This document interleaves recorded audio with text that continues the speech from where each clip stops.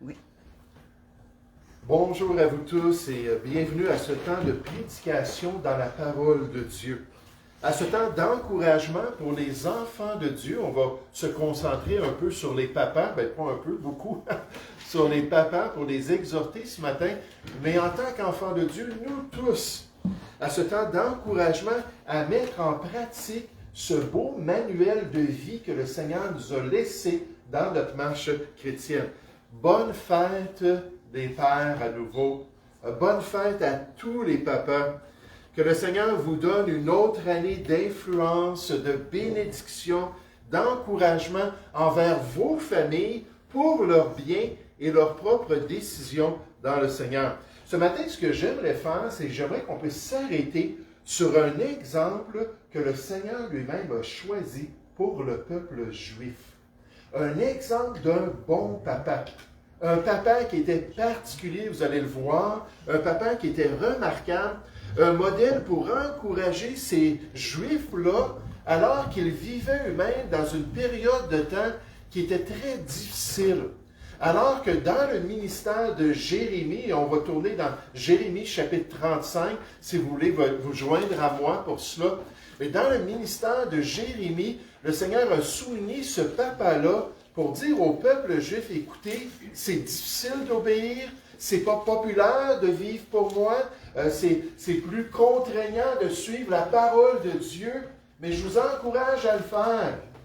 Là, nous, on peut se mettre dans ce contexte-là et dire, est-ce qu'aujourd'hui, d'être chrétien, c'est facile? Est-ce que c'est populaire, la foi évangélique? Est-ce que c'est quelque chose où on va avoir l'encouragement des gens autour de nous pour la plupart? Puis comme à l'époque de Jérémie, la réponse c'est non. Donc ce passage, ça va être un exemple pour nous et ça va être bon et utile pour les enfants de Dieu. Bon et utile alors qu'on considère ces instructions. La Bible dit que toute écriture est inspirée de Dieu. Le passage dans Jérémie chapitre 35 est inspiré de Dieu. Puis on nous dit concernant les écritures inspirées qu'elles sont utiles pour enseigner, utile pour convaincre, utile pour corriger, pour redresser, utile pour instruire ou nous discipliner dans la justice de Dieu. 2 Timothée 3 au verset 16.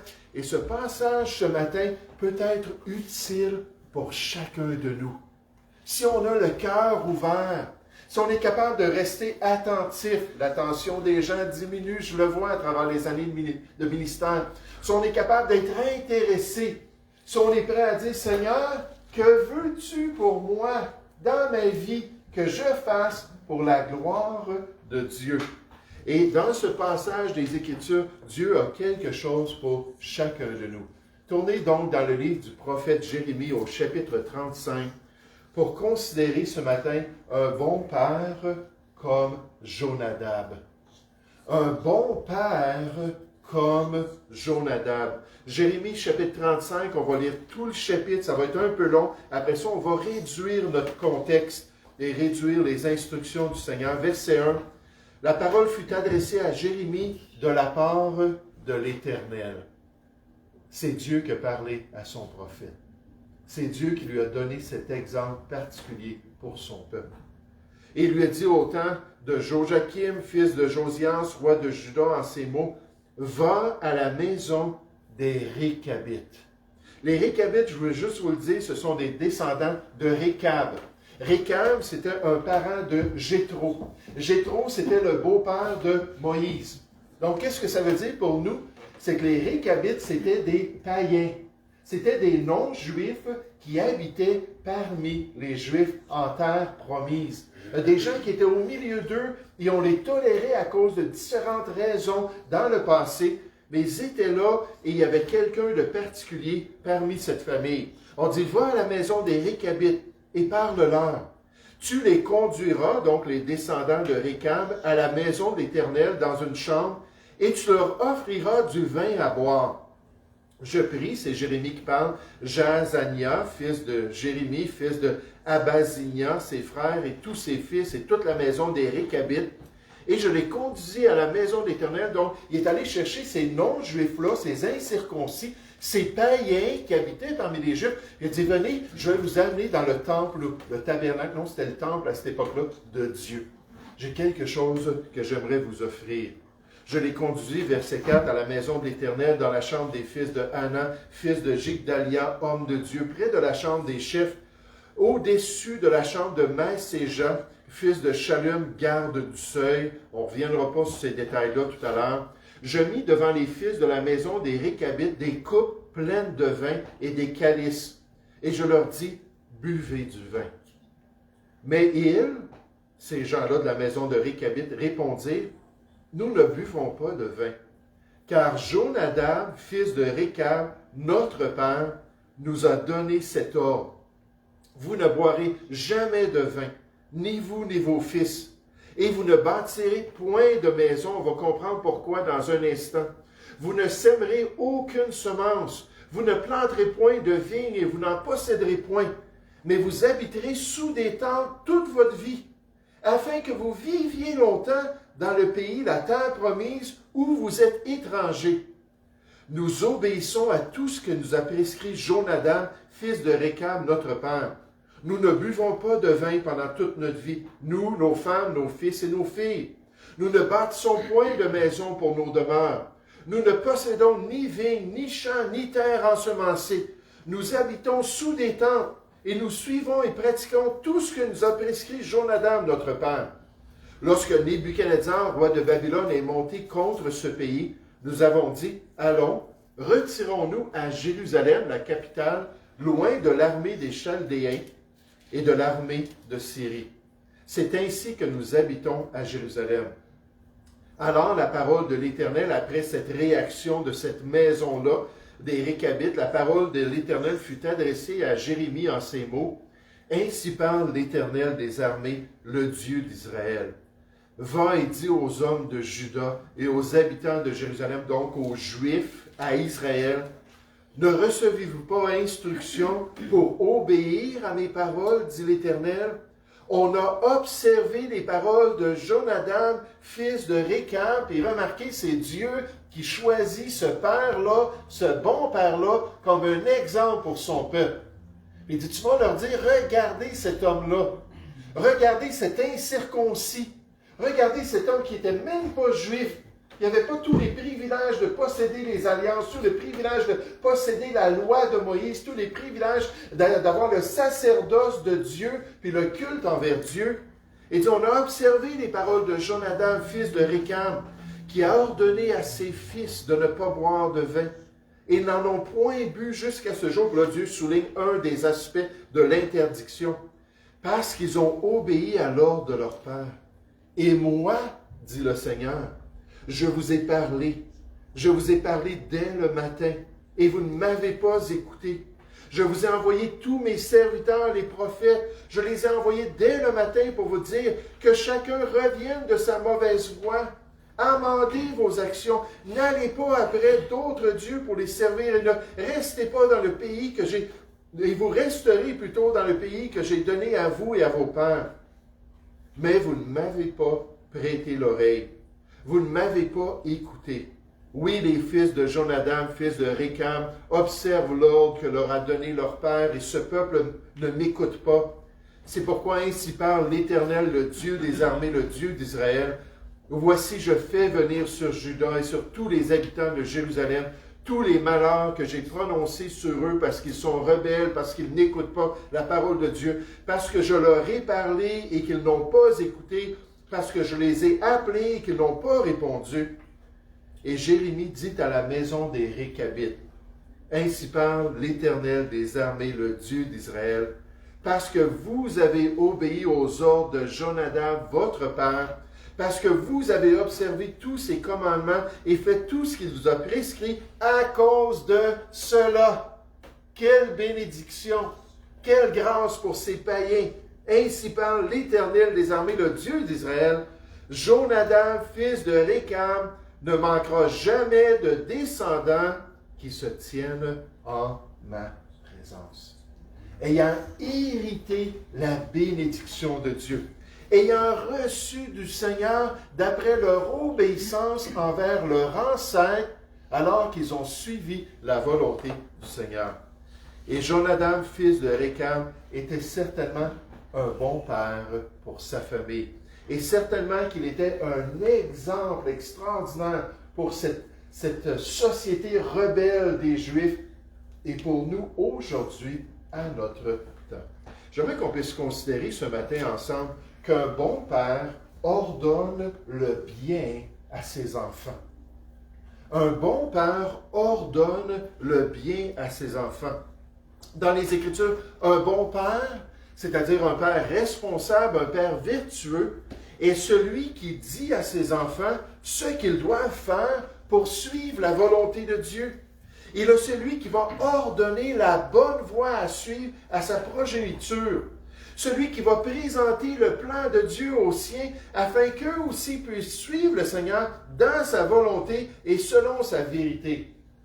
Et c'est ainsi qu'Abraham, là on parle d'un autre père, était, d'après les Écritures, un bon père, d'après l'évaluation de Dieu. Pourquoi Dieu le dit?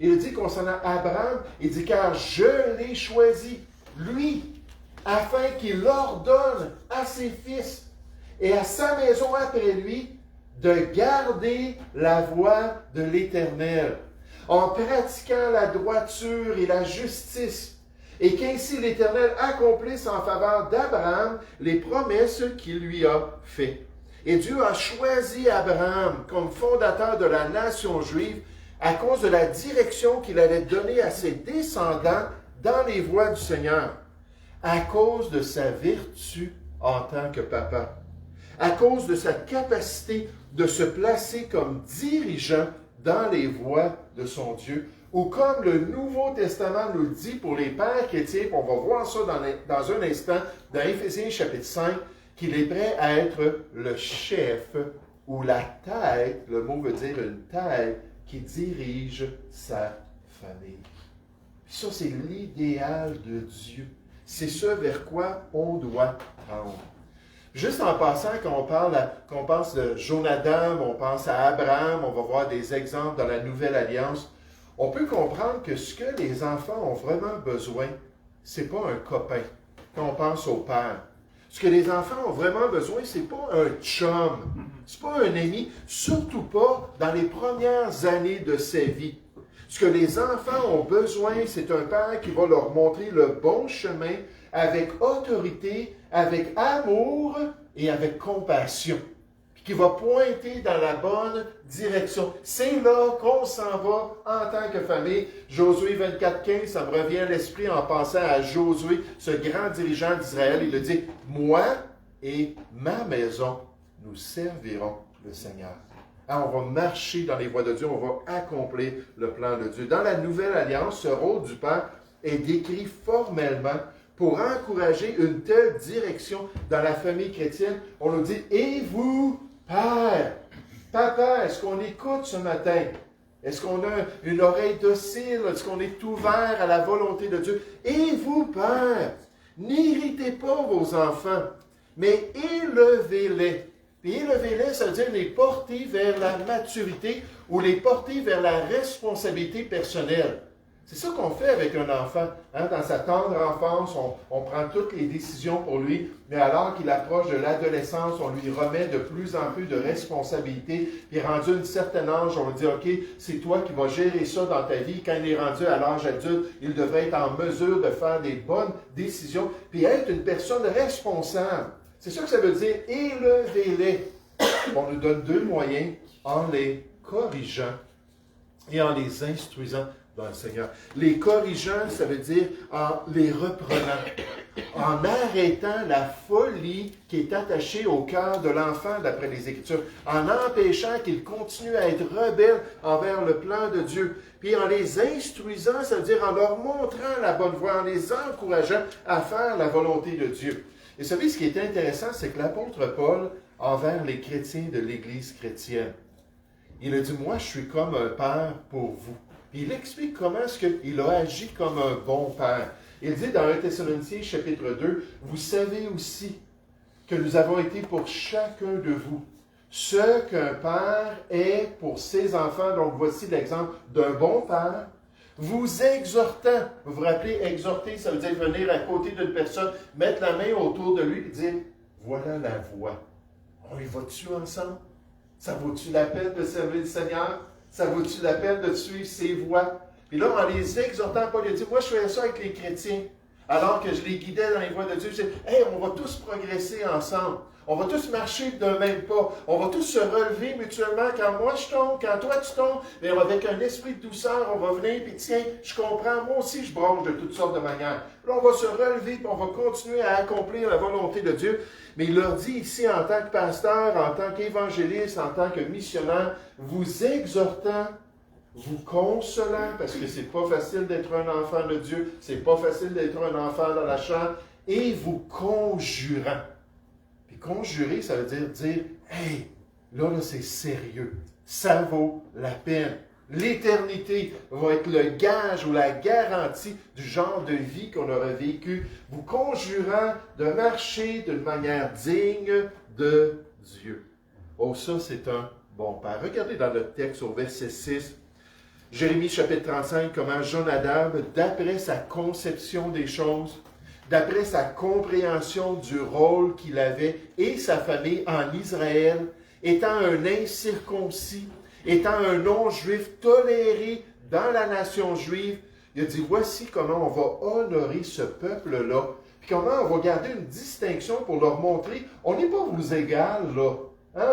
On ne cherche pas nos droits et libertés ici. Vous nous donnez cette possibilité-là, ce privilège-là d'être au milieu de vous, quand Dieu a dit que pour la plupart des peuples, vous allez les chasser, puis les envoyer loin de vous.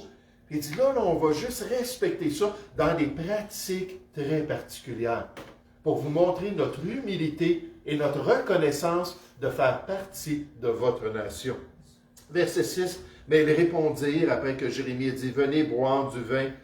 Ils répondirent, nous ne buvons pas de vin, car Jonadab, fils de Récab, notre père. Maintenant, savez-vous, là, on parle de ces Juifs-là à l'époque de Jérémie. On nous parle de Jonadab. Savez-vous, il y avait combien de temps entre ces instructions-là que Jonadab a données et cette génération-là qui répond à Jérémie? Il y avait 3 siècles. 300 ans.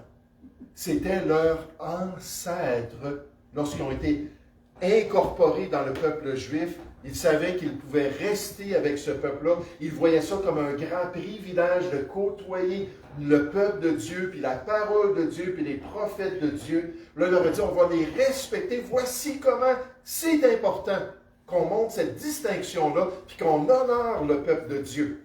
300 ans auparavant, 300 ans plus tard, à l'époque de Jérémie, ils disent, nous ne buvons pas de vin. Car Jonadab, notre ancêtre qu'on ne connaît même pas, fils de Récab, notre père, nous a donné cet ordre. Vous ne boirez jamais ni vin, ni vous, ni vos fils.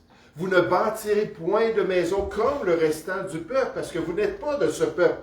Vous ne semerez aucune semence. Vous ne planterez point de vigne, et vous ne posséderez point. Et vous habiterez sous des tentes toute votre vie, afin que vous viviez longtemps dans le pays où vous êtes étrangers. 3 siècles plus tôt, il a dit, voici comment vous devez vous conduire. Voici comment vous allez respecter la terre promise. Voici comment vous allez respecter ce peuple choisi de Dieu, parmi lesquels vous vivez, et dans ce grand privilège de les côtoyer et de côtoyer leur Dieu. Et vous allez agir ainsi pour pouvoir glorifier finalement ce peuple-là qui a été choisi par le Seigneur pendant plus de 300 ans.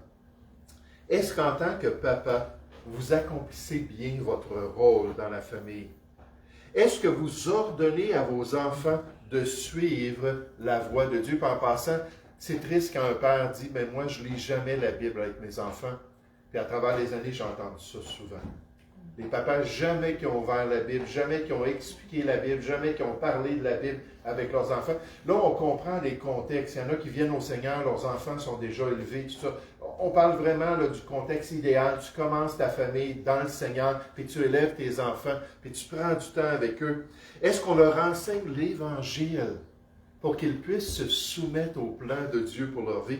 Et plus largement, en allant plus loin que les pères, nous tous, en tant que chrétiens, est-ce qu'on accepte les rôles et les responsabilités que Dieu nous a confiées? Qu'on soit célibataire, qu'on soit une maman, qu'on soit un enfant, est-ce qu'on accepte de suivre le Seigneur et d'avoir cet impact-là en accomplissant la volonté de Dieu? Considérez de même ce matin qu'un bon père est respecté par ses enfants. Wow! Phew. Ça fait partie de l'exception, n'est-ce pas? Un bon père est respecté par ses enfants. S'il est conséquent dans sa conduite et ses actions, s'il est résolu dans sa marche avec Dieu, donc un exemple pour les siens, s'il n'abuse pas de sa position, de son rôle et de son autorité sur la famille, dans cet idéal-là qu'on a vu déjà dans l'introduction, qu'à ce moment-là, les pères sont la gloire de leurs enfants, sont le reflet de la volonté de Dieu, sont la majesté de suivre le Seigneur, l'honneur de pouvoir ensemble accomplir le plan de Dieu alors qu'ils marchent eux-mêmes. Et comme c'est rare, comme c'est précieux, comme les familles chrétiennes d'aujourd'hui ont besoin de tels pères. Et c'est pour cela qu'on voulait saisir ce temps-là pour dire merci à tous les bons papas. Merci à tous ceux qui ont un impact positif, un impact constructif sur leur famille. Les Écritures le disent concernant les parents, puis j'aime tellement ce passage, dans Proverbe 14 au verset 1, on nous dit « La femme sage bâtit sa maison. » Elle est en train de construire, elle est en train d'édifier, elle est en train d'aider à aller de l'avant. Et moi, je peux vous dire, quand je vois des gens comme ça, je suis tellement ravi de voir des personnes qui sont prêtes à aller de l'avant, à progresser et à accomplir le plan de Dieu. C'est tellement haut l'idéal du Seigneur, mais ils disent non, on va aller de progrès en progrès pour accomplir la volonté de Dieu. Et dans la parole de Dieu, on voit que les bons pères sont aussi une bénédiction. Regardez Jérémie chapitre 35 à nouveau, au verset 6. On lui dit, mais ils répondirent, nous ne buvons pas de vin, car Jonadab, souvenez-vous, notre ancêtre, il y a 300 ans, Jonadab, fils de Récab, notre père, nous a donné cet ordre. Il nous a donné cet ordre-là et on obéit. Vous savez, dans Éphésiens chapitre 6 au verset 1, pour faire l'autre aspect de cette responsabilité-là, ça nous dit, et vous, enfants, obéissez à vos parents. Donc, il faut de la coopération. Nécessairement, le verset 4 qu'on a vu, ça dit, vous, pères, n'irritez pas vos enfants, donc agissez convenablement. Là, ça va aider quand un père dit à son enfant, toi, là, je veux pas que tu bois, mais moi, je bois par contre. Toi, je veux pas que tu conduises en état d'ébriété, mais moi, je conduis en état d'ébriété. Toi, je veux pas que tu sois malhonnête envers les autorités, que tu suives les règles, puis ainsi de suite, peut-être les limites de vitesse, puis ainsi de suite. Puis là, il embarque dans la voiture, puis le père le fait pas. Quelle irritation pour les enfants. Ça, c'est normal. Mais ici, on voit l'importance, c'est-à-dire, car il nous a dit, vous ne boirez jamais de vin, ni vous, ni vos fils, donc de génération en génération. Et vous ne bâtirez point de maison, vous ne sèmerez aucune semence, vous ne planterez point de vigne, vous ne posséderez point, mais vous habiterez sous des tentes toute votre vie, afin que vous viviez longtemps dans le pays où vous êtes étrangers. Nous, obéissons. Et remarquez, nous obéissons à tout ce que nous a prescrit Jonadab, fils de Récab, notre père. Nous ne buvons pas de vin pendant toute notre vie, nous, nos femmes, nos fils et nos filles. Nous ne bâtissons point de maison pour nos demeures et nous ne possédons ni vignes, ni champs, ni terre ensemencée. Nous habitons sous des tentes et nous suivons et pratiquons tout ce que nous a prescrit Jonadab, notre père. On a tellement de respect pour lui. Il est tellement important comme ancêtre. Ses instructions sont tellement précieuses. Et là, il continue en parlant de Nebuchadnezzar. Mais regardez au verset 18. Jérémie dit à la maison d'Éric qui habite, « Ainsi parle l'Éternel des armées, le Dieu d'Israël, parce que vous avez obéi aux ordres de Jonadab, votre père, et parce que vous avez observé tous ces commandements. » Là, c'est Dieu, à travers Jérémie, qui dit effectivement tous les détails. Vous avez été méticuleux. Vous avez été sérieux d'entendre ces instructions-là, puis de suivre la volonté de Dieu. Et vous avez fait tout ce qu'il vous a prescrit. Wow! Quel respect! Quelle confiance dans notre ancêtre qui nous a dit ces choses-là il y a des siècles. À cause de cela, ainsi parle l'Éternel des armées, le Dieu d'Israël, Jonadab, fils de Récab, ne manquera jamais de descendants qui se tiennent en ma présence. Ça, c'est l'idéal des Écritures. Lorsque les pères marchent sincèrement avec le Seigneur, lorsqu'ils guident leurs enfants dans les voies de Dieu, lorsqu'ils sont une bonne influence pour ceux-ci, afin qu'ils puissent croire eux-mêmes au Seigneur, afin qu'ils puissent coopérer de plus en plus avec les ordres de leurs parents. Moi, je dis souvent ça aux gens, quand mon père me disait quelque chose, quand j'étais surtout adolescent, il disait « Tu t'en vas vers là », je m'en allais toujours vers là. Puis j'avais une rébellion totale, une réaction à l'âge de 8 ans. Mon père est en train de jouer avec moi sur le sofa. On habitait à Ville d'Anjou, à Montréal. Puis lui, c'est un homme de 210 livres, environ 6 pieds. Puis il jouait avec moi, puis il se mettait sur moi, puis j'étouffais. Je suis papa, je suis pas capable de respirer, papa, je suis pas capable de respirer. Débarque, débarque. Il continuait. Puis à un moment donné, j'ai levé la voix. J'ai dit, papa, arrête, j'étouffe. Là, il s'est levé. Il a dit, OK. Il dit, tu veux pas jouer? Il dit, on ne jouera plus jamais ensemble. Tu n'es plus mon fils. Là, il dit, tu vas habiter dans ma maison, mais tu n'es plus mon fils. Puis là, il m'a traité comme ça. Je n'ai jamais lancé la balle avec mon père. Je n'ai jamais fait du vélo avec lui. Je ne suis jamais allé prendre une marche avec lui. Rien. Puis là, dans l'adolescence, la relation s'est reflétée. Mon père disait, tu vas être un homme discipliné, les cheveux courts, tu vas être bon à l'école. J'avais les cheveux longs, j'étais un drogué. L'école, comment j'ai passé mon secondaire, aucune idée. Oui, j'ai une idée, mais c'était une réaction. Et là, quand on a une bonne influence, puis qu'on les aide à coopérer, le respect et l'honneur qu'ils vont donner à leurs parents, avez-vous remarqué? Si vous faites ça, Jonadab a dit à ses ancêtres, à ses enfants, à ses ancêtres, alors vous allez vivre longtemps en terre promise. Dans la Nouvelle Alliance, c'est la même chose. Si on peut seulement honorer nos parents, la Bible nous dit, afin que tu sois heureux, béni, et que tu vives longtemps sur la terre.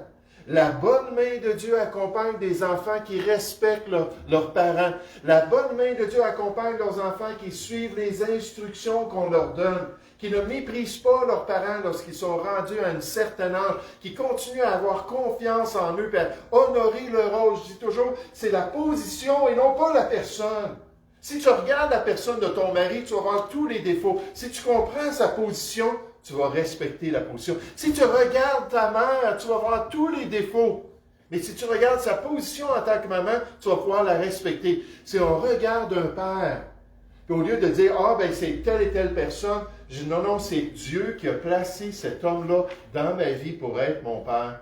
Ça va nous aider à aller au-delà de la personne et à respecter le plan de Dieu pour notre vie, puis nous encourager afin que tu sois heureux, héritant la bénédiction lorsque les enfants sont obéissants aux instructions qui sont justes et droites de la part de leurs parents.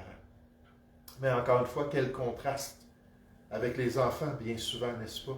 Quel contraste avec la rébellion envers l'autorité. Quel contraste avec des enfants qui ont des conséquences majeures qui peuvent venir dans leur avenir. Puis je remercie le Seigneur parce qu'il est miséricordieux, mais il a dit ça dans les 2 testaments. Tu honores, puis tu obéis, puis tu coopères avec leur position, leur autorité. Écoute, je vais mettre ma main sur toi, puis tu vas vivre longtemps sur la terre. Mais dans les Écritures, on voit des exemples, et dans les Écritures, on voit même des instructions du contraire. Des conséquences, la mise en garde envers une réaction adverse envers l'autorité parentale. Je vous donne un exemple dans la sagesse de Dieu. Proverbe 30 au verset 17 nous dit « L'œil qui se moque d'un parent, on voit dans le regard. » J'ai eu des enfants, puis j'ai travaillé 9 ans dans une école chrétienne. On le voit le regard. Quand on parle à l'enfant, on lui donne une instruction. OK. Puis là, l'attitude, puis même peut-être le défi, là, essaie de me forcer à le faire.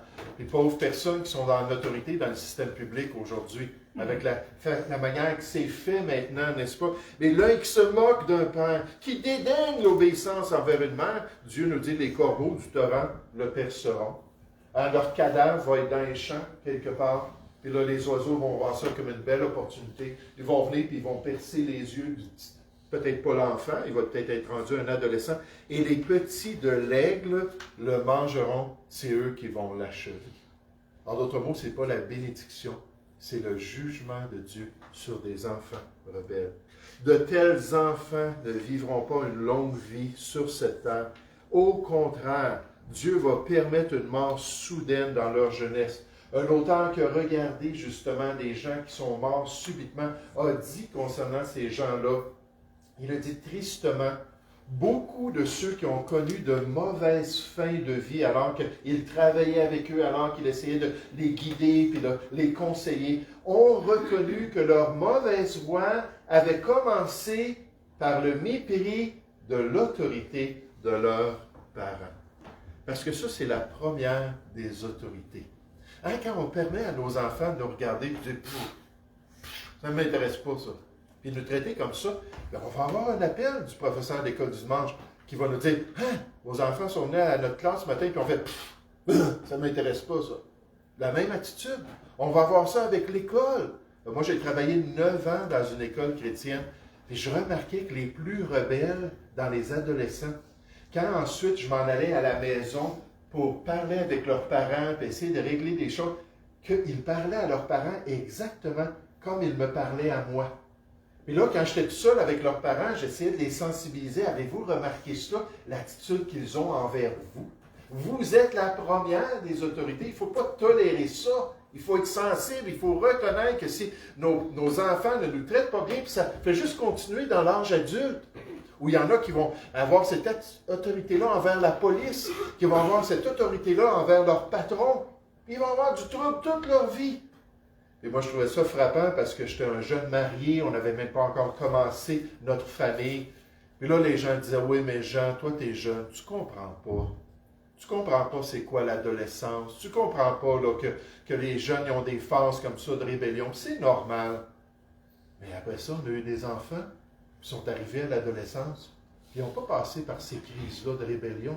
Pourquoi? Parce qu'on a toujours enseigné, les parents sont précieux et Dieu va toujours te bénir si tu coopères avec eux. Et Dieu nous a permis d'avoir des enfants qui étaient soumis, des enfants imparfaits, des enfants qui avaient toutes sortes de problèmes, mais des enfants qui pouvaient continuer à voir leurs parents et leur papa comme un exemple, puis leur donner une direction dans les voies de Dieu.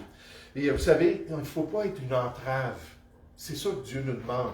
Il faut faire tout ce qu'on peut pour être un bon exemple et un encouragement pour qu'eux aussi aient une bonne vie sur cette terre. Je me souviens d'avoir lu cette histoire-là. Ça, c'était quand j'étais à l'école chrétienne, j'ai oublié de le mettre.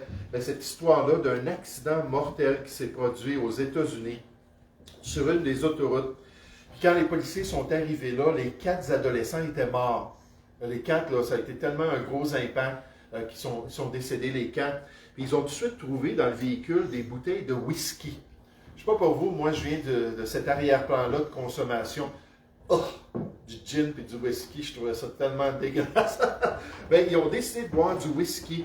Et malheureusement, c'est ça qui a causé leur accident. Puis le père d'une des victimes, c'était une jeune fille de 14 ans. Une adolescente. Celui qui conduisait, il avait 17 ans, mais c'était une jeune de 14 ans.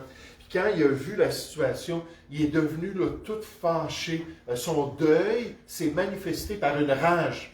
Puis là, il le disait même devant les policiers, il le disait devant les ambulanciers, il le disait quand il sortait avec ses amis. Si je trouve cet homme-là qui a donné de la boisson à ces jeunes-là, je vais le tuer. Je vais le tuer. Je veux que vous compreniez, je vais le tuer. Puis là, il menaçait cela. Puis là, son deuil continuait, puis il n'arrêtait pas de rager. C'est qui leur a donné de la boisson? À un moment donné, un de ses amis, il a dit, tu sais, toi, là, tu es un gros consommateur, et tu es bien connu là, pour justement le whisky, pour les boissons fortes, tout ça. Il dit, as-tu pensé que c'est peut-être toi qui leur a donné de la boisson? Il dit, comment ça? Il dit, tu as un gros bar dans ton sous-sol? Es-tu allé voir si tes bouteilles de whisky sont toutes là? Fait qu'elle dit, non, ben je vais y aller. Là, il est descendu dans son sol, puis il y avait une petite carte écrite par sa fille. Puis sur la petite carte, ça disait, concernant la boisson, Papa, nous allons emprunter un peu de ton alcool. Je sais que tu n'y verras pas d'inconvénient. Là, il venait de comprendre. C'est à cause de son exemple, il buvait toujours devant sa famille. Moi, je remercie le Seigneur qu'après avoir été sauvé, je n'ai jamais consommé de boisson, jamais consommé de drogue. Je savais qu'une des raisons, c'est que mes enfants ne me verraient jamais en état d'ébriété, en train de battre leur mère, en train de les battre, ou en train d'être tout simplement ce que la boisson fait dans notre vie, n'est-ce pas, nous faire sortir de nous-mêmes et agir d'une manière déshonorante pour le Seigneur. Puis je remercie, Seigneur, gloire à Dieu, que pour moi, je n'ai jamais eu ce mauvais exemple-là. Mais cet homme-là venait de comprendre que c'est à cause de lui que sa fille n'a pas vécu longtemps sur la terre. Il leur avait donné cet accès-là, cet encouragement-là, puis cet exemple-là pour qu'ils fassent ces choses-là. Oh, comme on a besoin de bons pères. Comme on a besoin de pères imparfaits, mais de pères qui cherchent à être une bonne influence. Des pères qui vont ordonner ce qui est bien à leurs enfants. Des pères qui vont être respectés à cause de leurs conséquences, à cause qu'ils veulent vraiment faire de leur mieux. Puis quand on regarde ce beau passage des Écritures, j'aimerais souligner qu'un bon père est récompensé par le Seigneur. Wow! Un bon père est récompensé par le Seigneur. Un bon papa aura l'approbation de son Dieu. Un papa qui est positif et constructif dans sa famille va recevoir du Seigneur une bénédiction merveilleuse. Puis on termine avec ça ce matin. On nous dit, le juste marche dans son intégrité en parlant d'un papa. Un papa qui est juste, un papa qui est intègre, un papa qui est droit. Il marche comme ça, il est conséquent, il est cet exemple-là. Heureux ses enfants après lui. Bénis sa progéniture. Bénis sa famille, parce qu'il a décidé de faire ce qui est bien. Puis je pense à M. Gosselin. Christiane en parlait tout à l'heure. Lui, il était dans le Seigneur, donc elle a eu le privilège d'avoir un père dans le Seigneur. Puis un homme tellement dévoué, puis un homme tellement dédié, puis un homme tellement conséquent qui continuait à marcher dans les voies du Seigneur jusqu'à ce qu'il soit à l'hôpital. Quand j'allais le voir avant son décès, il témoignait à tout le monde. Il disait, amène-moi des Nouveaux Testaments, amène-moi de la littérature chrétienne. Puis heureux ses enfants, heureux Christiane après lui, à cause de ce bel exemple-là des Écritures. Dans Proverbe 14, au verset 26, on nous dit, celui qui craint l'Éternel, qui respecte les voies de Dieu, qui veut marcher pour le Seigneur, possède un appui ferme dans son Dieu, et ses enfants ont un refuge auprès de lui. Ils peuvent trouver la grâce. Ils peuvent être bénis du Seigneur. Ils peuvent pouvoir marcher dans les voies de Dieu à cause de cet homme-là qui a fait partie de la solution dans le plan du Seigneur pour sa famille, qui a voulu accomplir toute la volonté de Dieu. Oh, quand on regarde ici la famille des Récabites qui demeurait au milieu du peuple juif, les instructions restrictives qu'ils ont reçues, leur obéissance après 3 siècles, qui sait? Si juste 25 ans après les parents, dans la seconde génération, les gens avaient dit, les Récab, là, puis en plus Jonadab, là, c'est des vieux, ceux-là, là, ils sont partis, eux autres, là, qu'est-ce qu'on fait là, suivre leurs instructions? Qui sait s'ils auraient désobéi aux règles, puis peut-être le peuple juif aurait dit, OK, vous n'êtes que des païens, allez-vous-en. On ne veut plus vous avoir au milieu de nous. Après 300 ans, ils ont pu continuer à être là.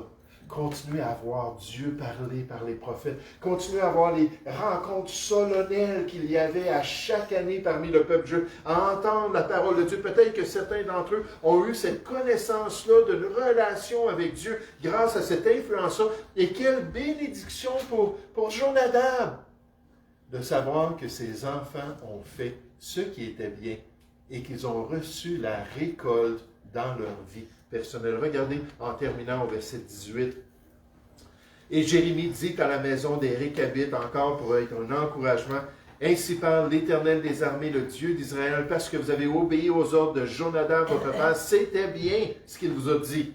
Parce que vous avez observé tous ses commandements et fait tout ce qu'il vous a prescrit. À cause de cela, ainsi parle l'Éternel des armées, le Dieu d'Israël, Jonadab.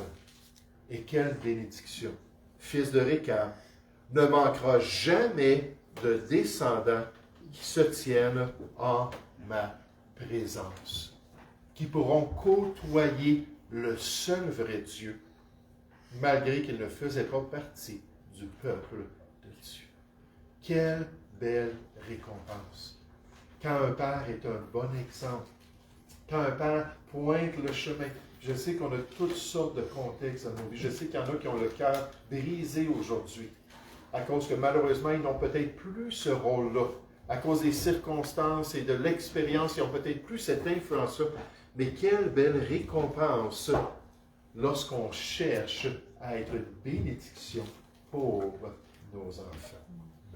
Oh, je lisais ça cette semaine. Une belle prière d'un papa.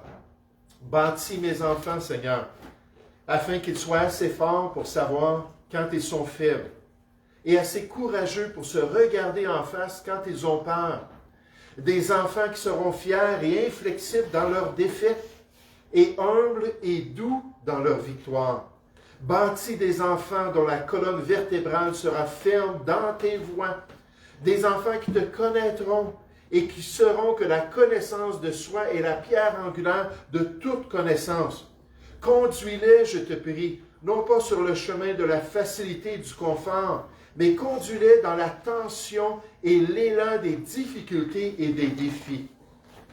Qu'ils y apprennent à se tenir debout dans la tempête, qu'ils y apprennent la compassion pour ceux qui échouent. Bâtis mes enfants, afin que leur cœur soit pur envers toi, dont l'objectif sera élevé dans leur relation avec Dieu. Des enfants qui se maîtriseront eux-mêmes avant de chercher à maîtriser les autres. Des enfants qui apprendront à rire, mais qui n'oublieront jamais comment pleurer. Des enfants qui se tourneront vers l'avenir, mais qui n'oublieront jamais le passé. Et lorsque toutes ces choses seront acquises, ajoute, je te prie, suffisamment de sens de l'humour pour qu'ils soient toujours sérieux, sans jamais trop se prendre au sérieux. Donne-leur de l'humilité, afin qu'ils se souviennent toujours de la simplicité de cette grandeur que tu permets dans leur vie, de l'ouverture d'esprit envers une vraie sagesse envers toi, de la douceur envers la vraie force que tu communiques. Alors moi, leur Père, j'oserai murmurer dans mon cœur que je n'ai pas vécu en vain dans ce monde, parce que Dieu aura agi dans la vie de mes enfants. Oh, quelle belle prière du général américain Douglas MacArthur, un général chrétien qui connaissait le Seigneur et qui pensait à l'influence qu'il voulait que Dieu accomplisse dans leur vie. Oh, papa, on prie pour vous. Oh, papa, on vous encourage dans votre rôle. On vous encourage, si possible, si vos enfants sont encore à cet âge-là, de pouvoir leur ordonner ce qu'ils doivent faire dans les voies de Dieu. Oh, on prie que vos enfants puissent avoir assez de respect pour vous, puis assez de confiance dans la direction, dans le fait que vous êtes la tête, le chef de la famille, pour pouvoir accomplir la volonté de Dieu. Et certainement, on se réjouit de cette belle récompense que Dieu veut accomplir, même dans les prochaines générations. Vous savez, on est arrivé après notre voyage, puis il me restait juste quelques heures hier, puis ce matin quelques heures, pour compléter ce message-là, réviser. Puis une illustration que j'aurais tellement aimé vous donner. C'est une illustration d'un athée célèbre, je ne le nommerai pas, en Angleterre, puis d'un pasteur célèbre en Angleterre. Puis ce qu'ils font dans l'illustration, c'est qu'ils partent de ces deux personnages-là, deux papas, deux influences, puis ils descendent à travers les générations, 200 quelques années, pour voir comment le papa qui était impie, qui ne voulait rien savoir de Dieu, comment ses enfants sont tous devenus des impies. Puis comment ce pasteur-là, qui aimait sincèrement, avec toutes ses faiblesses, le Seigneur, comment à travers toutes les générations, Dieu a développé une belle famille, des gens qui ont été épanouis dans les voies de Dieu, des gens qui ont servi fidèlement, Seigneur, dans toutes sortes de rôles, même dans la société, et des gens qui ont été bénis par Dieu, qui va bénir même jusqu'à 1000 générations, il a promis, de ceux qui l'aiment. Nous allons prier ensemble. Père Céleste, merci pour cette fête ici au Québec, cette fête qui est encore honorée au moins, je le pense, qui n'a pas encore été enlevée du calendrier. Et merci Seigneur pour ce privilège de pouvoir encourager les pères.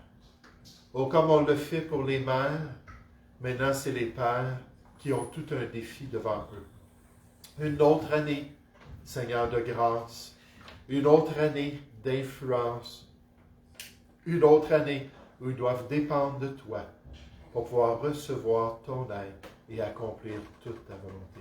Oh, j'espère ce matin que ça a été un encouragement pour chacun de nous, de voir que dans notre rôle et dans notre sphère personnelle et professionnelle, on peut avoir une influence positive et constructive sur les autres.